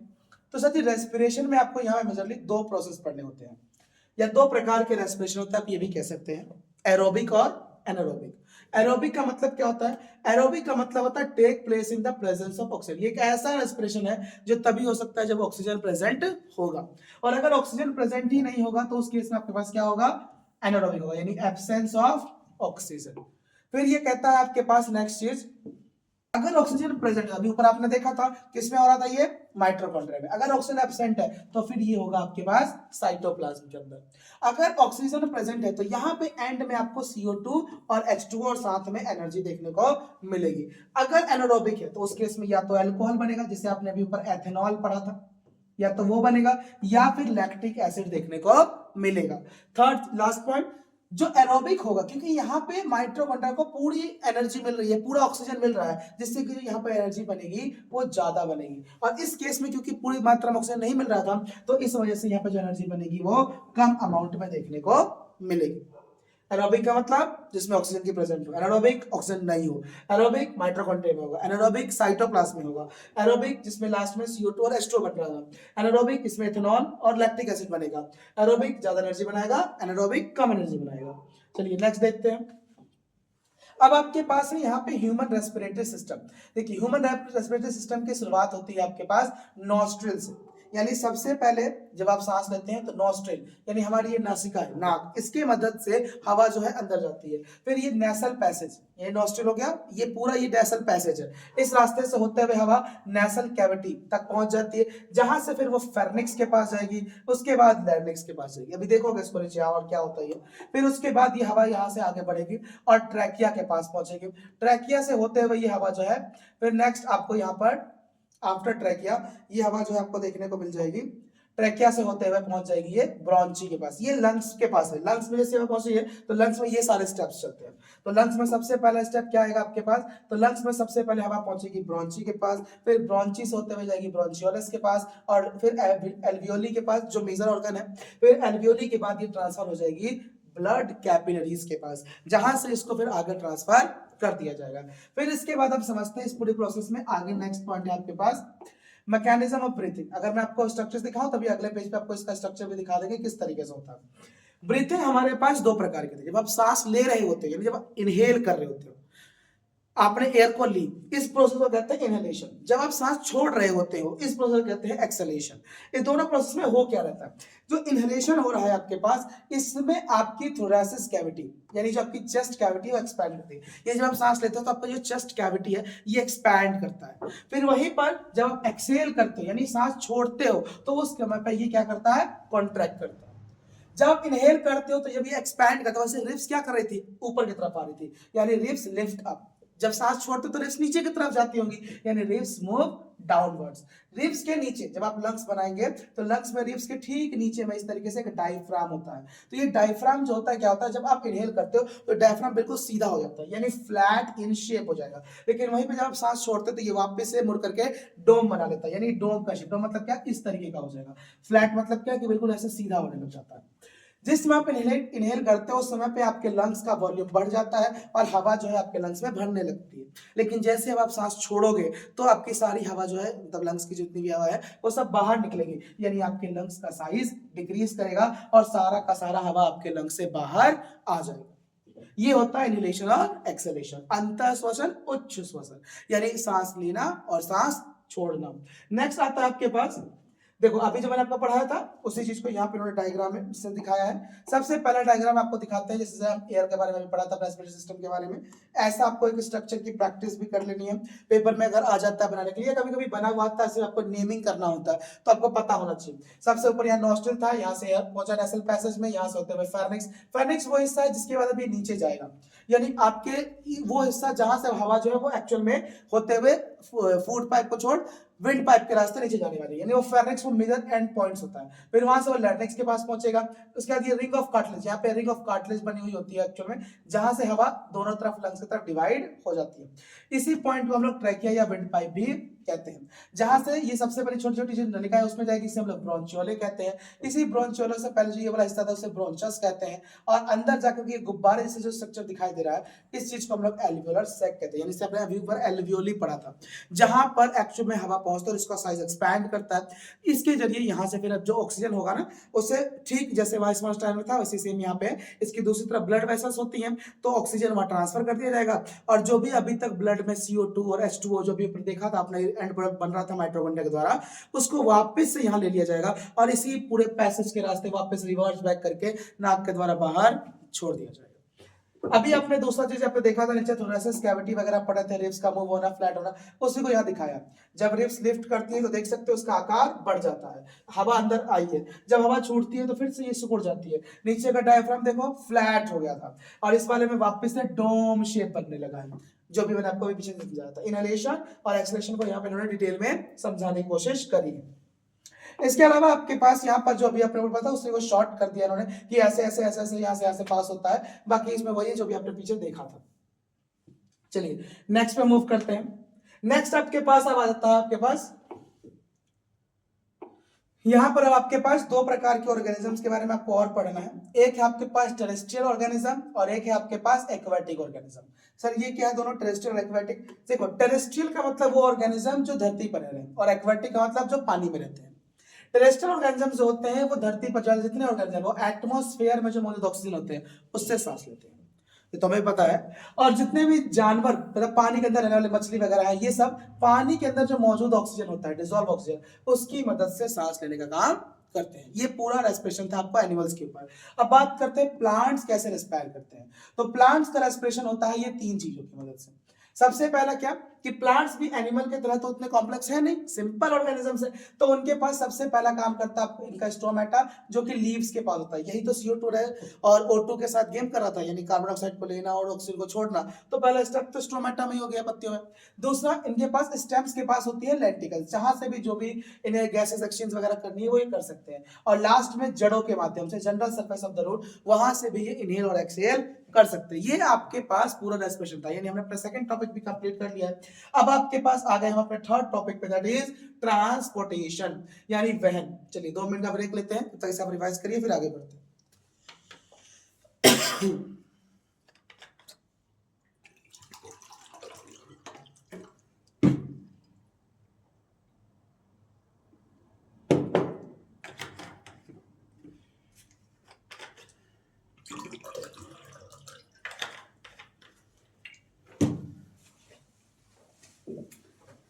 चलिए अब स्टार्ट करने जा रहे हैं हम लोग अपना ट्रांसपोर्टेशन के बारे में।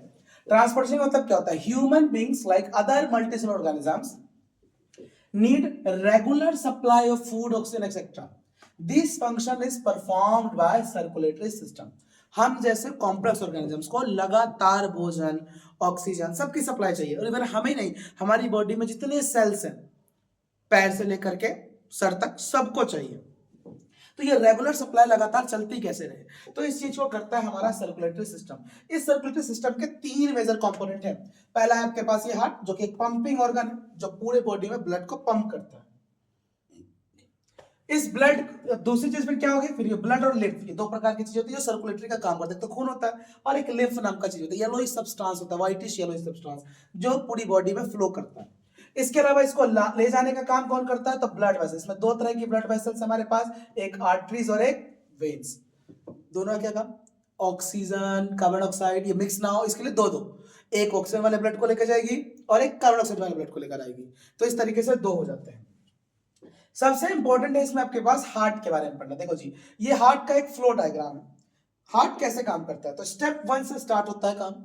हार्ट सबसे पहले लंग्स क्या करती है, जो भी अपने पीछे पढ़ा था, लंग्स ने क्या किया, ऑक्सीजन को लिया और ब्लड में मिला दिया। क्या मिला दिया, ऑक्सीजन को। अब ये ऑक्सीजन वाला ब्लड पल्मोनरी वेन के रास्ते होते हुए आएगा आपके हार्ट के लेफ्ट एट्रियम के पास, लेफ्ट एट्रियम पहुंच गया। फिर यहां से वो पंप कर दिया जाएगा नीचे, और ये सेकंड स्टेप से पहुंच गया लेफ्ट वेंट्रिकल में, यानी ब्लड में ऑक्सीजन मिलाया लंग्स ने। फिर वो ब्लड पल्मोनरी वेन के रास्ते होते हुए लेफ्ट एट्रियम में आएगा, फिर वहां से वो लेफ्ट वेंट्रिकल में गया। लेफ्ट वेंट्रिकल के बाद ये आगे बढ़ेगा और ये इसे पहुंचा दिया जाएगा मेन आर्टरी लाइन में, जिसे अरोटा कहते हैं या ओर्टा कहते हैं, जिस जहां पे ये ऑक्सीजन वाला ब्लड इस रास्ते ब्लड बॉडी के सभी ऑर्गन्स तक ले जाया जाएगा। हाफ स्टेप कंप्लीट, यानी ब्लड ने में पहला स्टेप में क्या हुआ, लंग्स आया, लंग्स में भी अपने सांस लिया तो ऑक्सीजन पहुंचाया था एल्वेओली तक, जहां से उस ऑक्सीजन को मिला दिया गया पल्मोनरी वेन उसके अंदर ब्लड के अंदर।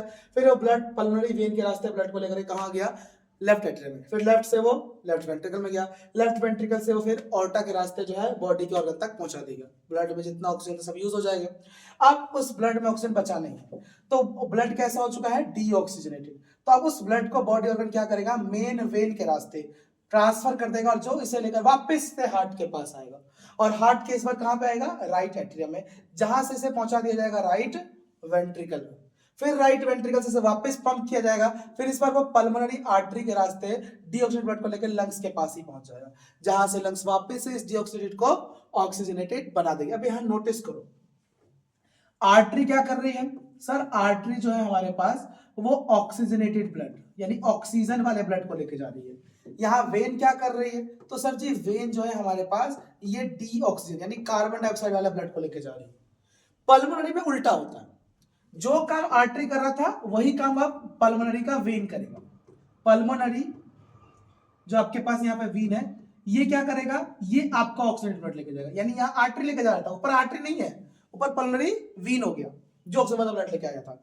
यहाँ पे वीन जो काम कर रहा था उल्टे में पल्मोनरी आर्टरी उसी काम को करेगा, यानी जिसमें पल्मोनरी लग जाए उसमें आर्टरी और वीन का फंक्शन बदल जाता है। यानी इस बार अब पल्मोनरी आर्टरी क्या करेगा? वो CO2 वाले ब्लड को लेकर के आएगा। इस पूरी प्रोसेस में हमारे इस हार्ट में ब्लड कितनी बार आया? 2 बार। एक बार इस लेफ्ट से लेफ्ट होकर के फिर राइट वाले साइड से आया, यानी 2 बार आया। इसलिए हमारी बॉडी में इस ब्लड सर्कुलेशन को डबल सर्कुलेशन भी कहा जाता है। एक और बात, इस हार्ट के अंदर हमारे पास टोटल 4 कंपार्टमेंट्स होते हैं, इसे 4 सेक्स में डिवाइड किया हुआ है। Left atrium, left ventricle, right atrium, right ventricle, इसके 4 कंपार्टमेंट्स होते हैं, इसे 4 भाग में बांटा जाता है। ये दोनों अपने से अलग अलग होते हैं, इसका कारण क्या है? ताकि ये ऑक्सीजन वाला ब्लड और ये कार्बन डाइऑक्साइड वाला ब्लड कभी मिक्स ना हो सके, दोनों अलग अलग ही रहे, ताकि बॉडी में ये सर्कुलेशन आराम से चलता रह सके। और मेजरली ये काम किससे हो रहा था? बॉडी के पास आर्टरी और वेन के रास्ते। पल्मोनरी तो सिर्फ हार्ट और लंग्स के बीच गेम कर रहा है, ये पल्मोनरी क्या करता है? सिर्फ लंग्स से हार्ट और हार्ट से लंग्स लेके जाएगा। बाकी मेजर जो बॉडी तक पहुंचाने का काम है हार्ट से बॉडी तक, वो आर्टरी और वेन्स करते हैं। चलिए इसके बाद आगे देखते हैं इसी प्रोसेस में और डिटेल में। ये आपके पास हार्ट का एक डायग्राम है, इसमें आप देख सकते हैं। अब यहाँ पे जो मैंने अभी आपको बताया था वही सेम चीज यहाँ पे भी बताया जा रहा है।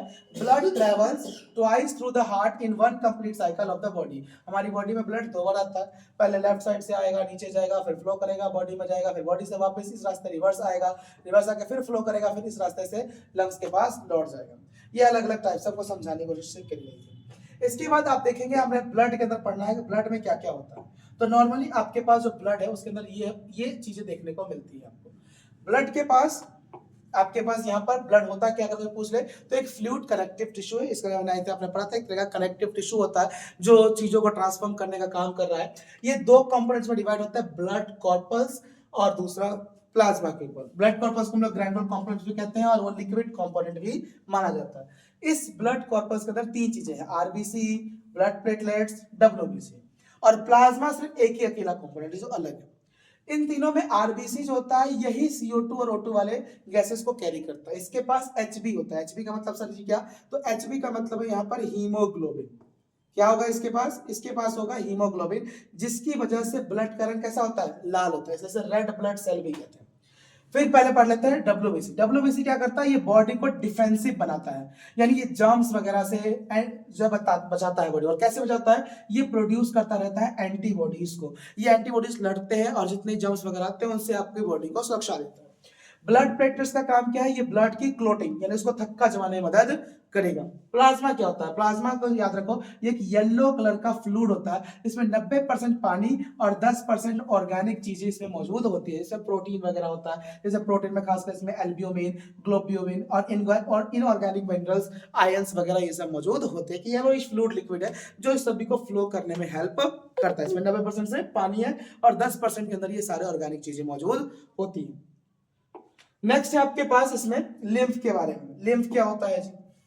तो लिम्फ जो हमारे पास है ये एक प्रकार का लिम्फ हमारे पास एक येलोइश फ्लूइड होता है जो कि हमारी बॉडी में ब्लड को कैपिलरीज तक पहुंचाने का और उसके इंटरसेलुलर स्पेसिस तक ले जाने का काम करता है। इसके पास प्रोटीन की मात्रा बहुत कम होती है ब्लड से, यानी लिम्फ एक प्रकार का सब्सटेंस है जो ट्रांसपोर्टेशन में ही हेल्प कर रहा है, पर ये ब्लड से थोड़ा सा वीक है, यानी इसका प्रोटीन की मात्रा तो कम होती है। इसके अलावा lymph flows from the tissue to the heart. Lymph हमेशा टिश्यू से हार्ट की तरफ आता है, assisting in transportation and destroying germs. ये सिर्फ ट्रांसपोर्टेशन में असिस्ट करता है, यानी काम करता है कि भाई इधर से इधर ट्रांसपोर्ट करना है, और जर्म्स वगैरह को मारने का काम भी ये करता है। आपने 2 तरह के ब्लड वेसल पढ़े थे, आर्टरीज और वेन्स, उसको देख लेते हैं उनका डिफरेंशिएट क्या क्या होगा। आर्टरीज का काम क्या था? ऑक्सीजनेटेड ब्लड को लेकर जाना, कहां से कहां तक? तो हार्ट से बॉडी तक, और इसमें पल्मोनरी आर्टरी नहीं आता है एक्सेप्ट पल्मोनरी आर्टरी। वेन जो होता है वो डीऑक्सीडेटेड ब्लड लेके जाता है कहां से? बॉडी पार्ट से हार्ट तक, इसमें पल्मोनरी वेन नहीं आता क्योंकि दोनों तो लंग्स और हार्ट के बीच में काम करते हैं, अभी दिखाए तो ऊपर। इसीलिए आर्टरी को हम लोग डिस्ट्रीब्यूटिंग वेसल भी कहते हैं और वीन को हम लोग कलेक्टिंग वेसल भी कहते हैं, क्योंकि ये ऑक्सीजन को पहुंचाने का काम करता है और ये तो ऑक्सीजन यूज होने के बाद कलेक्ट करता है, इसलिए से कलेक्टिंग भी कहते हैं। आर्टरीज क्योंकि ऑक्सीजन वाला ब्लड लेके जाता है, इसको बहुत हाई प्रेशर से दिया जाता है कि आगे तो पास हो, पूरी बॉडी तक पहुंच। तो इस प्रेशर को संभालने के लिए इसको बॉडी के ऊपरी सतह पर नहीं रख सकते, तो इसलिए इसको बहुत अंदर रखा जाता है, जिसे डीप सीली रखते हैं, और ये बहुत मोटा और इलास्टिक रखा जाता है ताकि जल्दी कोई नुकसान ना हो। वहीं पे वीन्स जो होते हैं वो पतले होते हैं, लेस इलास्टिक होते हैं, और ये सुपरफिशियल होते हैं आर्टरीज से, यानी आर्टरीज के कंपैरिजन में ये ज्यादा अंदर नहीं होते, ऊपरी सतह होते हैं। कभी कभी आपको जो नसें वगैरह दिखाई देती है इसमें वी नहीं दिखती है, क्योंकि आर्टरीज तो काफी नीचे है, और इसका प्रेशर इतना जाता है कि आपने देखा होगा जब आप इसे आप टच करते हो ऐसे, तो आपको ब्लड प्रेशर में बीप की आवाज आती है। इसे आपने देखा स्टेथोस्कोप की वजह से डॉक्टर चेक करते हैं, बीपी वगैरह ब्लड प्रेशर बताते हैं। तो ये मतलब समझ में आता है कि आर्टरीज बहुत ज्यादा प्रेशर से ब्लड को कैरी कर रहा है। पौधों में सर ट्रांसपोर्टेशन कैसे होता है, ये तो सर हमने 9th में ही पढ़ लिया था। पौधों के अंदर ट्रांसपोर्टेशन करने के लिए हमारे पास दो चीज होती है, एक होता है जाइलम और एक होता है फ्लोएम। याद कैसे रखना है, जाइलम पढ़ते हैं इसको, क्या पढ़ते हैं इसको, जाइलम। जाइलम में ज से जाइलम, और ज से ही क्या होता है, जल होता है, यानी जाइलम का काम क्या है, जल पहुंचाना, वाटर। फ से फ्लोएम, और फ से ही होता है हमारे पास फूड, यानी फ्लोएम का काम क्या होता है, फूड को पहुंचाना। तो देख लो जाइलम क्या करता है, carries water and minerals from the roots to the other part of the plant. इसके लिए इसे किसी प्रकार की कोई एनर्जी की जरूरत नहीं होती है। लेकिन वही पे फ्लोएम जो है वो जो भी फोटोसिंथेसिस के जरिए खाना बना है पत्तियों में, इसे पौधे के अलग अलग पार्ट तक पहुंचाता है, और इस काम को करने के लिए ये एनर्जी यूज करता है, वो भी किस फॉर्म में, एटीपी की फॉर्म में एनर्जी को यूज करता है। इसके अलावा एक प्रोसेस के पास और होता है ट्रांसमिशन। मैं आपको स्टार्टिंग बता चुका स्टोमेटा, किसमें याद करो कि इसमें जब वो निकलता है, ऑक्सीजन गैस बाहर निकल रहा होता है स्टोमेटा से, तो वहां पर ट्रांसपिरेशन भी हो रहा था, यानी पानी भी बाहर आता है। तो ट्रांसपिरेशन होता क्या है, it is a process of loss of water, एक प्रोसेस, इसमें पानी का लॉस हो रहा होता है as vapour from aerial parts of the plant, और ये भाप के रूप में पौधे के अंदर से पानी को निकाल देते हैं। और ये कहां से होगा, पौधे के ज्यादातर एरियल पार्ट्स, यानी पत्तियों वगैरह के आसपास से, जड़ों के आसपास से ये चीज होती हुई हमें दिखाई दे सकती है। ट्रांसपिरेशन से क्या बेनिफिट है, ट्रांसपिरेशन होना क्यों चाहिए, तो ट्रांसपिरेशन से हमारा सबसे पहला बेनिफिट ये आता है कि ट्रांसपिरेशन हमारी बॉडी में एक रोल ये प्ले करता है कि absorption and upward movement of water and minerals by creating osmotic pressure pull, यानी अब्जॉर्प्शन और जो भी मूवमेंट करनी है प्लांट के अंदर, प्रेशर को कंट्रोल करना है कि हाई प्रेशर ना बन पाए, ऑस्मोटिक लेवल बना रहे, उस चीजों को करने में ट्रांसमिशन मदद करता है। इसके अलावा help in temperature regulation in plant, पौधे के अंदर जो भी टेम्परेचर को कंट्रोल करना है वो भी प्लांट यही करके देता है। इसके अलावा transport of food from leaves to different part of the plant is called translocation. और ट्रांसलोकेशन मतलब क्या होता है, पत्तियों द्वारा बनाया गया खाने को पौधे के अलग अलग हिस्सों तक पहुंचाना ही आपका ट्रांसलोकेशन कहलाता है। चलिए ये हो गया आपका ट्रांसपोर्टेशन भी। ट्रांसपोर्टेशन के बाद अगला टॉपिक आता है आपके पास excretory system in human. Excretory system में आपको यह समझना है कि पौधे अब किस तरीके से अपना बॉडी वेस्ट बाहर सिक्रेट करते हैं। तो हमारे पास इस काम को करने के लिए, यानी एनिमल्स के पास मेजरली यहाँ पे हमें 4 ऑर्गन दिखाए गए हैं। कौन कौन से, सबसे पहले किडनीज, जिसे एक्चुअल में एक्सक्रीटरी ऑर्गन कहा जाता है। दूसरा है यूरेटर, जो एक डक्ट जैसा होता है, जो सारा यूरिन जो किडनी में बन रहा है उस किडनी से यूरिन को लेकर के यहाँ पे इकट्ठा करता है। फिर यूरिनरी ब्लैडर, जहां पे यूरिन रुका रहता है, और लास्ट में यूरेथ्रा, जिसके जरिए हम इसे बॉडी से बाहर एक्सटीरियर आउट कर देते हैं। यानी 4 प्रोसेस में, इस पूरे प्रोसेस को हमें देखना है।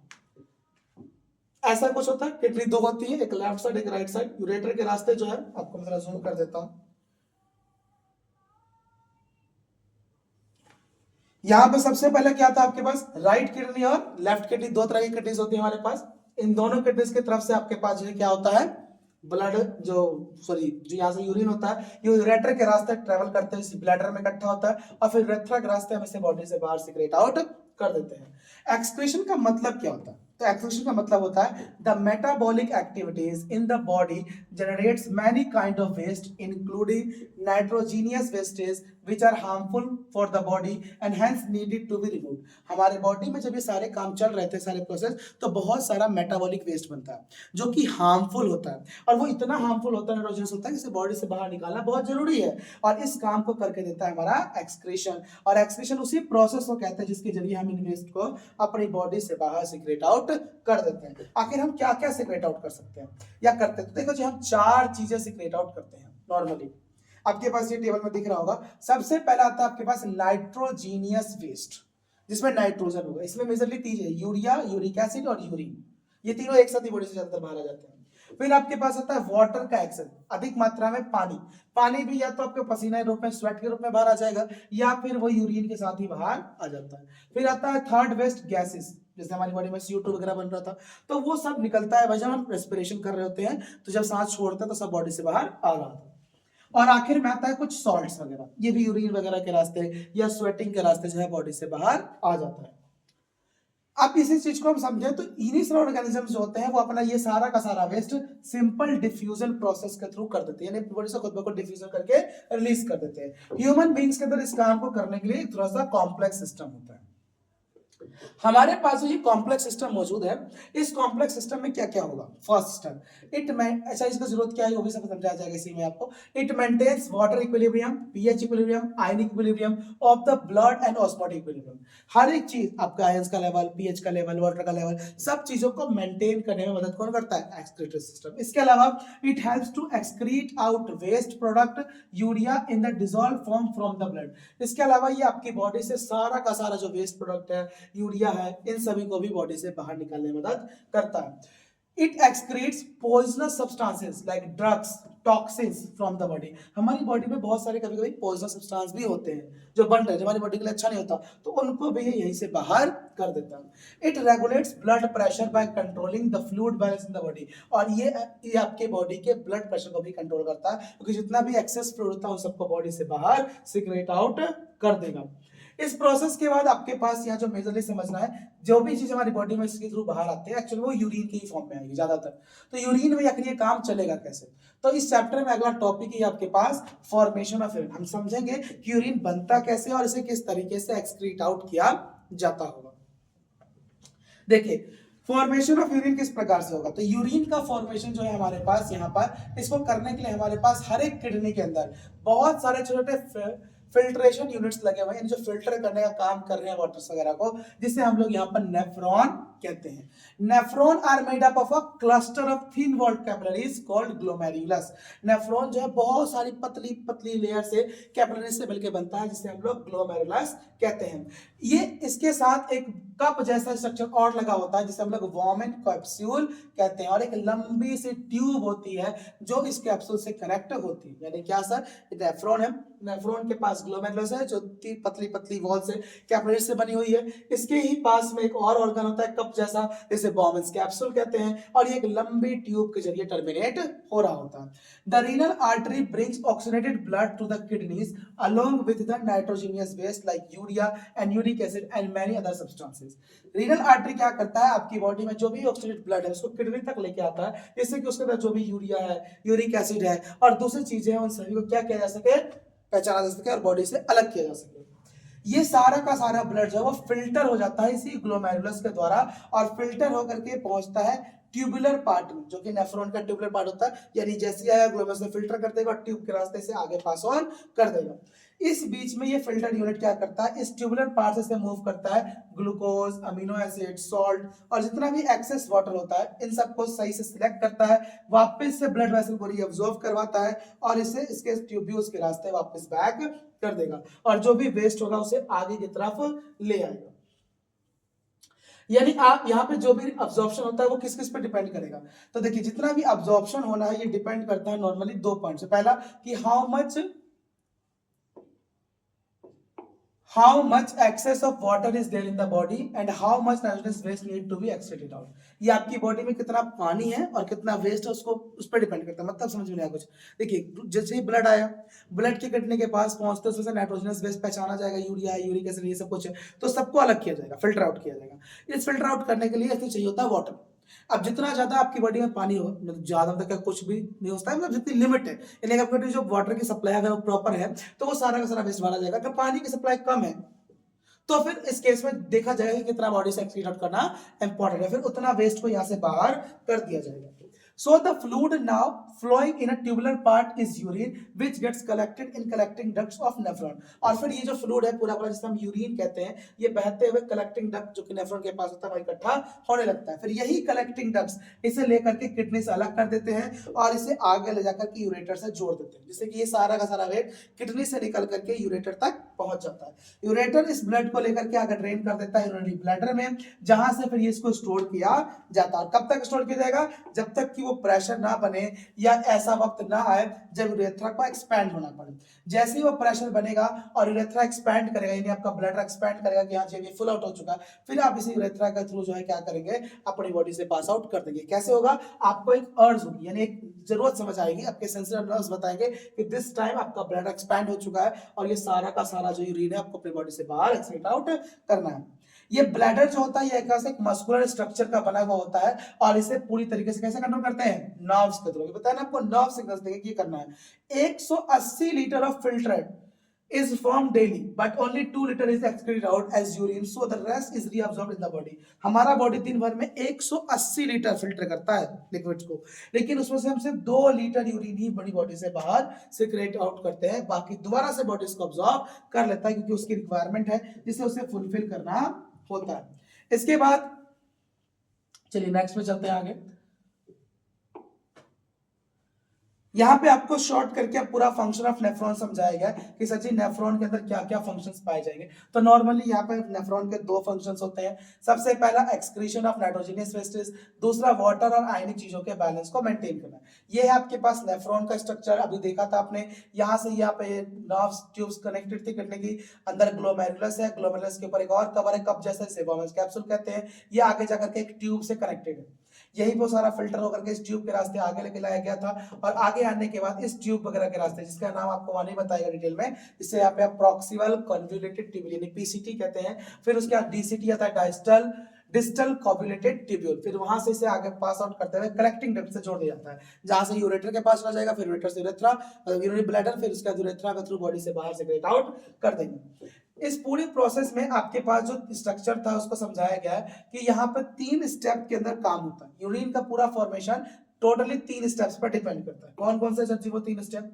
तो पहला स्टेप आता है आपके पास इसमें, the first step is glomerular filtration. जो पहला पार्ट था वोमेस कैप्सूल ग्लोमेरुलर वाला, वो इस प्रोसेस में जितना भी नाइट्रोजनियस वेस्ट है, ग्लूकोज है, वाटर है, अमीनो एसिड, इन सबको फिल्टर करके वोमेस कैप्सूल वगैरह के रास्ते आगे पास ऑन कर देंगे। सेकंड स्टेप में ट्यूबुलर अब्सॉर्प्शन होता है। यहाँ पर जितनी भी यूजफुल चीजें होती है फिल्टर होने के बाद उसे दोबारा से रीअब्सॉर्ब करके कैपिलरीज के पास पहुंचा दिया जाएगा। यानी नेफ्रॉन ने पहले फिल्टर किया, सभी वेस्ट को आगे पास ऑन कर दिया, फिर वहां से आगे ट्यूब में पहुंचा, जो काम का लगा फिर उसे वापस से बॉडी अब्सॉर्ब कर लेती है और बचा हुआ वेस्ट जो आगे सिक्रेशन के लिए भेज देती है, जहां पे यूरिया होता है, एक्सेस में पानी होता है, सॉल्ट होता है, और ये सब इसे ट्यूब्यूल से कलेक्टिंग डक्ट के रास्ते यूरेटर तक पहुंचा दिया जाएगा और फिर इसे बॉडी से बाहर आउट कर देगा। यानी इस पूरे प्रोसेस को ना समझना तो ये 3 स्टेप सिंपल कर सकते हो, ये उसकी समरी की तरह है जिससे आपको पूरा प्रोसेस क्लियर शॉर्ट में हो जाता है कि क्या होगा। अगला आपके पास एक हेडिंग है यहाँ पे आर्टिफिशियल किडनी का लेकर। आर्टिफिशियल किडनी क्या होता है? इस प्रोसेस को हम लोग यहाँ पर हेमोडायलाइसिस कहते हैं। इस प्रोसेस में होता क्या है? The process of purifying blood bye an artificial kidney, it is mean for kidney failure patients. मतलब क्या? जब किसी व्यक्ति का किडनी फेल हो जाता है तो उसे फिर भी अगर जीवित रहना है या उसका वही काम जो किडनीज करते थे वही करनी है, तो उस केस में उसे हेमोडायलिसिस कराया जाता है, यानी आर्टिफिशियल किडनी को कनेक्ट कर देते हैं और जो काम किडनी कर रहा था अब वही काम ये हेमोडायलिसिस की मशीन जो है वो उसे कर देती है। ये उन्हीं लोगों के लिए खासकर होती है जो किडनी फेलियर्स होते हैं या जिनकी किडनी जो है वो फेल हो चुकी होती है। अब ये तो हो गया एनिमल्स की बात। अब आखिर में इस चैप्टर में आपको समझना है कि प्लांट्स किस तरीके से एक्सक्रीट आउट करते हैं। तो प्लांट्स का एक्सक्रीट आउट किस तरीके से होगा? तो प्लांट का एक्सक्रीट आउट होता है अलग अलग स्ट्रेटजीज के थ्रू। इसमें सबसे पहले तो ऑक्सीजन और कार्बन डाइऑक्साइड को डिफ्यूज करके स्टोमेटा निकाल देगी, जितना भी एक्सेस में पानी था वो ट्रांसमिशन के जरिए निकल जाएगा। इसके अलावा जो भी प्लांट के पास और भी चीजें होती हैं, वो जैसे पुराने पत्ते हो गए, पेड़ की छाल हो गई, इन सभी चीजों को पौधा खुद ही लूज करके अपनी बॉडी से अलग कर देगा। फिर भी कुछ वेस्ट बच जाता है जो प्लांट का अदर वेस्ट प्रोडक्ट के अंदर आता है, जैसे कि रेजिन है, गम्स है, ये सब जो चीजें हैं वो ओल्ड जाइलम सेल के द्वारा बॉडी से बाहर एक्सक्रीट आउट कर देगा, इसकी छालों के माध्यम से धीरे धीरे निकाल दिया जाएगा। और प्लांट इसके अलावा जो भी एक्सक्रीट आउट वेस्ट होता है इन सबको कभी कभी मिट्टी के अंदर भी सिक्रीट कर देता है ताकि सोइल के अंदर ये सारी चीजें वापस मिल जाए, और इस तरीके से पौधे अपना सारा का सारा वेस्ट सिक्रीट कर लेते हैं। ये था आपका चैप्टर नंबर 5 लाइफ प्रोसेस। अब इसके बाद हम अगला चैप्टर स्टार्ट करेंगे, थोड़ा सा ब्रेक ले लेते हैं, फिर उसके बाद उसके बाद नेक्स्ट चैप्टर की तरफ हम बढ़ने वाले हैं। And the next chapter is आपका जो अगला चैप्टर यहाँ पे होने वाला है हमारे पास, ये सारे आपके पास क्वेश्चंस लगे हैं, जब क्वेश्चंस की क्लास होगी तब आपको करा देंगे। इसमें आपके पास नेक्स्ट चैप्टर आता है कंट्रोल एंड कोऑर्डिनेशन। तो अब अगली क्लास, अब थोड़ी देर में, अब जो कुछ मिनटों के बाद ब्रेक लेते हैं, उसके बाद फिर वापस आपको कंट्रोल एंड कोऑर्डिनेशन जो है वो समझेंगे, इसमें क्या क्या चीजें पढ़नी है और कैसे कैसे।